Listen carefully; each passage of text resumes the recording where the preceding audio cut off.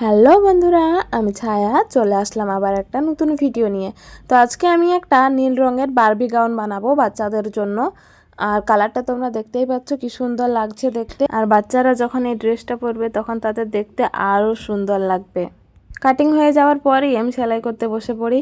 এই ড্রেসটা বানাতে আমার পুরো একদিন লেগে গেছে। আর এই ফ্রকটা বানানোর জন্য 10 মিটারেরও বেশি কাপড় লেগেছে। শুধুমাত্র নেটটাই 10 মিটার কাপড় আমি হিসাব করে নিয়ে এসেছিলাম।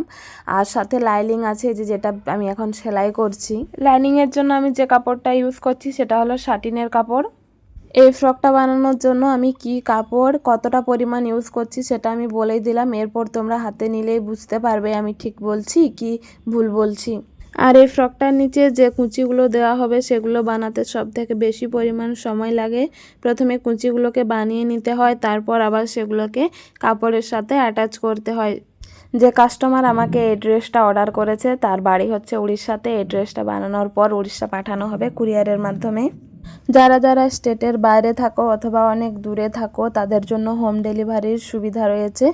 সেক্ষেত্রে শুধুমাত্র ডেলিভারির চার্জটা এক্সট্রা লাগবে। আর এই যে দেখতেই পাচ্ছ ড্রেসটার ফাইনাল লুক কেমন হয়েছে সবাই অবশ্যই কমেন্ট করে বলো। যারা যারা নিজের বাচ্চার জন্য এরকম কিউট ড্রেস বানাতে চাও তারা অবশ্যই আমার সাথে যোগাযোগ করো।